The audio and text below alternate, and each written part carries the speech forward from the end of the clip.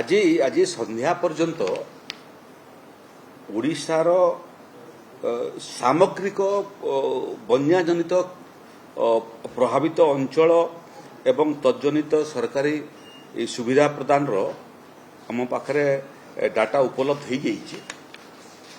সে ক্রমে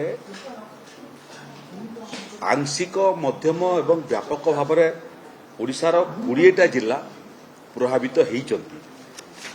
से जिला गुड़िक है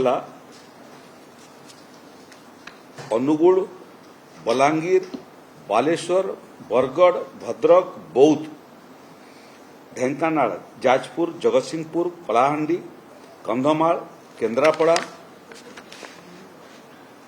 केन्दुझर, कोरापुट, मालकानगिरी, मयूरभंज, नुआपड़ा, रायगड़ा, सुवर्णपुर एवं सुंदरगढ़ या बाहर बाकी जो 10टा जिला रहिला ये जिले में क्षयक्षतिर किसी रिपोर्ट आम पाखे पहुंची। कटक रे निकट अतीत आठगढ़ बड़म्बा साइड में क्षयक्षति होता। एवं कटक से दृष्टि बन्या आड़ को मुहौची। एटी मुंडली 9 लाख पाखापाखि क्यूसेक पानी आसवाटा आरंभ कला। गेट 2टा मात्र बंद थिला, आज भी 2टा बंद अच्छी किंतु हीराकुद रे वाटर लेवल 620 पार हो गला। तेणु संभवतः आकु आहरी किछि गेट खुलले एठी मध्य कटक रे मध्य बन्याजनित परिस्थिति आहरी द्वितीय थर पई हेबो। ये क्रम रे 20टा जिल्लार जो रिपोर्ट आम पाखरे हस्तगत होईछि 20टा जिल्लार 100टा ब्लॉक एथिरे प्रभावित होईचंती।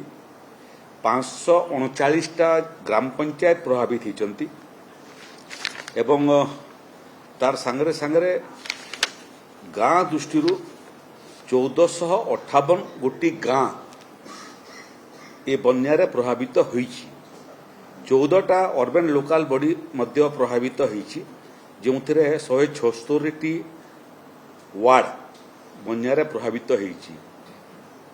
तार सांगरे सांगरे संख्या दृष्टि 7,05,232 लोक प्रभावित होइतबार शेष रिपोर्ट आम पाखरे हस्तगत होईछि। ये क्रम 1,89,597 जन लाभार्थी विभिन्न रिलीफ सेंटर मानकरे अछंती। 520टा रिलीफ सेंटर ऑपरेशन अच्छी जो रोसई खाद्य लोक मानकु परिवेषण हेउअछि। 20 जगार पॉलिथिन मध्य आवंटन होईछि। एथिरे क्विंटाल दृष्टि चाउल एवं चूड़ा एटा मध्य 378.1 क्विंटाल चाउल एवं 44.5 चूड़ा एवं गोखाद्य दृष्टि 450 क्विंटल इन मेट्रिक टन एटा मु कहूँ मेट्रिक टन चाउल चूड़ा एवं गोखाद्य वर्तमान पर्यंत व्यवहार हो सारा। आमर व्यवस्था अनुसार 3 दिन पर्यंत रिलीफ काम बीडीओ क्षमताभुक्त काम 3 दिन रु अधिक से करि पारंती नहीं। 7 दिन पर्यंत पुणी कलेक्टर चाहिए ताकू 7 दिन पर्यंत एक्सटेंशन हो पारे एवं ताकू 7 दिन ठार अधिक हेले राज्य सरकार पाखक राजस्व विभाग पाखक आसे। आम स्पष्ट निर्देश देचु सब जिलापाल मानकु जेते दिन पर्यंत माटी सुखिला ही नहीं लोक फेरिबार स्थिति रे नथिबे पानी घेर थिबो सेते दिन पर्यंत रिलीफ सेंटर भी चलिबो एवं किचेन मध्य चलिबो।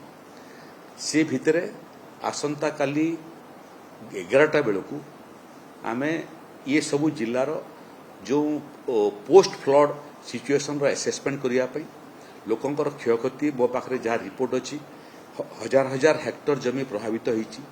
धान जोटा लोक विषण आरंभ करते सेटा मध्य नष्ट होईची। 20 जगह पनीपरिया व्यापक भाव नष्ट होईची।